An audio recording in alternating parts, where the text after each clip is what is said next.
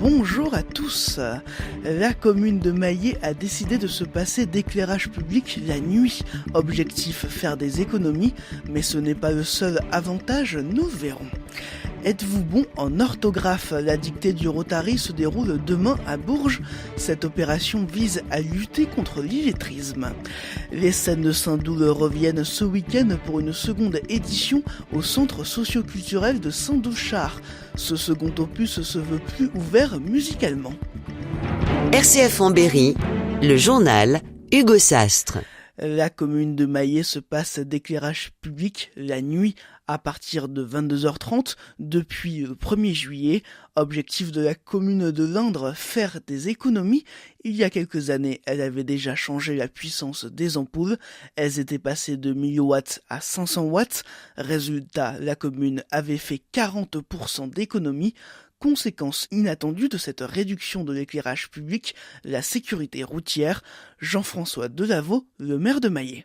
C'est plutôt rassurant parce que quand on arrive à des carrefours qui sont chez nous un petit peu étroits, quand on a une mauvaise visibilité, les carrefours qui étaient éclairés, en fin de compte, on ne voyait pas arriver les phares des voitures. Maintenant, de nuit, je me suis rendu compte à la longue que voit les phares arriver la nuit. C'est pratiquement moins dangereux la nuit que le jour parce que comme c'est des carrefours sans visibilité, on voit mieux. Si on voit mieux les phares des voitures, on voit également mieux les étoiles. Et pour preuve, la commune a été distinguée. Elle a reçu 3 étoiles pour le concours des villes et villages étoilés. De quoi ravir le club d'astronomie installé dans la commune, mais aussi de renforcer son attractivité. On peut le dire parce que ça attire énormément de monde. En fin de compte, l'astronomie, j'étais loin de penser que ça allait attirer autant de monde dans notre village. Comme c'est très bien organisé, et puis en plus, ceux qui font ça, cette parade astronomie, ils sont demandés dans les écoles. Donc ça fait 2-3 fois qu'ils vont dans les écoles pour expliquer aux enfants les planètes, les étoiles, enfin faire savoir. Ils ont fait un petit programme, donc ça permet de faire connaître aussi un petit peu plus loin notre commune. Grâce à cette coupure de l'éclairage public, 350 personnes sont venues à Maillé pour la nuit des étoiles. Jean-François Delaveau, le maire de Maillé, était ce matin notre invité à 7h40 dans nos 3 questions A. Interview à retrouver sur rcf.fr. Marc Fesneau, le ministre en charge des relations avec le Parlement, était à Coin dans l'Indre hier. Les problématiques locales ont été évoquées, l'importance des élus locaux ont également été abordées. Le ministre a expliqué soutenir complètement le rôle de la commune, comme le rapporte la Nouvelle République. Cette visite s'est déroulée à la veille de la fin du grand débat national. Plus de 1500 personnes dans l'Indre y ont participé selon nos confrères de la presse écrite pour plus de 40 réunions au total, un score pratiquement identique dans le Cher. Le 13 mars dernier, 137 cahiers de doléances avaient été remis en préfecture de l'Indre, près de 160 dans le Cher. Une charte pour l'aménagement des terrasses bientôt à Bourges. Elle sera discutée en conseil municipal le 27 mars prochain. Objectif, harmoniser les aménagements extérieurs pour embellir le centre-ville. Cette charte serait non contraignante. Les patrons des bistrots devront informer la mairie s'ils souhaitent changer les aménagements extérieurs pour en discuter. Cette charte s'appliquerait seulement à l'îlot Victor Hugo dans un premier temps. Comment vaincre l'illettrisme? En France, il y a 9% d'illettrés. Ces personnes ne maîtrisent pas la lecture, l'écriture ou le calcul. Depuis plusieurs années, les clubs Rotary organisent dans toute la France des dictées. À Bourges, l'épreuve se déroule demain. La dictée est ouverte à tous. C'est avant tout un moment convivial, gratuit et comme le rappelle l'un des organisateurs, Michel Martina, vice-président du Rotary de Bourges, c'est un moyen simple et accessible à tous pour participer à la lutte contre l'illettrisme. Qui existe malheureusement encore chez nous en France, parce que c'est des jeunes bien souvent qui sortent de l'école et qui n'ont pas trop, disons, imprimé le français, ils le perdent malheureusement, et nous sommes dans des difficultés à ne plus savoir lire, encore moins écrire.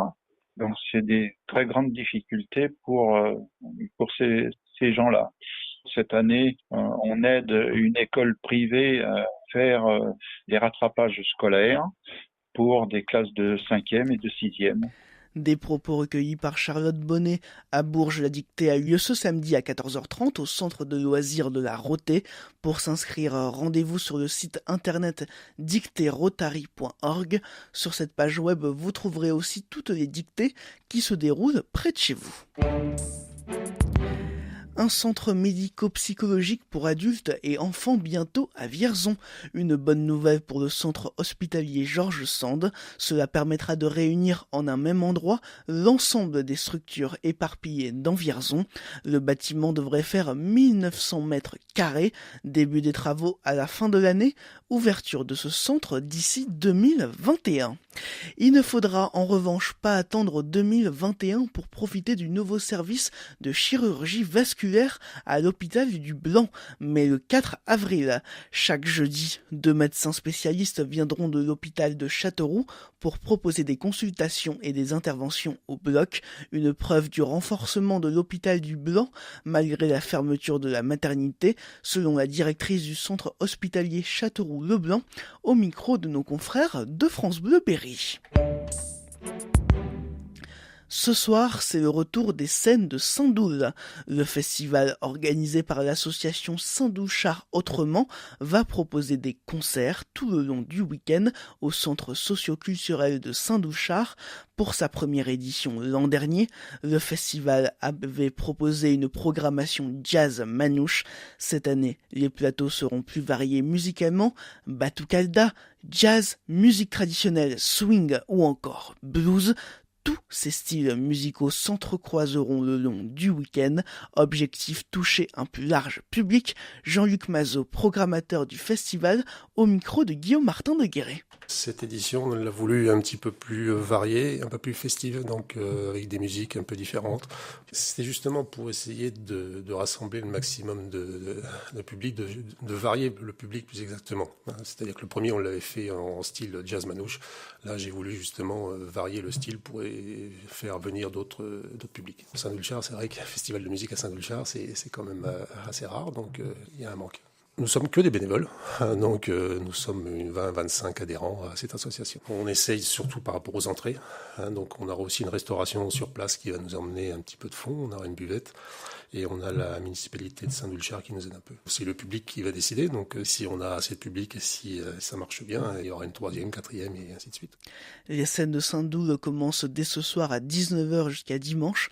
Les passes 3 jours sont à 30 €. Réservation conseillée par mail saintdoulchardautrement@yahoo.fr. La collecte des Restos du Cœur, c'était la semaine dernière, mais il n'est pas trop tard pour leur faire un don. L'opération Un don, une affiche revient ce week-end au cinéma CGR de Châteauroux. Le principe, faire un don au Restos du Cœur et récupérer l'affiche de film de son choix. L'argent récolté servira à financer des projets culturels pour les bénéficiaires. La vice-championne de France indrienne Victoire Pitot devient professionnelle. Elle intègre une équipe monégasque. Pour autant, elle ne quitte pas Saint-Maur, un bon moyen pour qu'on lui organise des combats régulièrement. Premier combat d'ailleurs le 30 mars à Saint-Maur. Victoire Pitot était récemment l'invitée de Sport Attitude, interview à retrouver sur rcf.fr.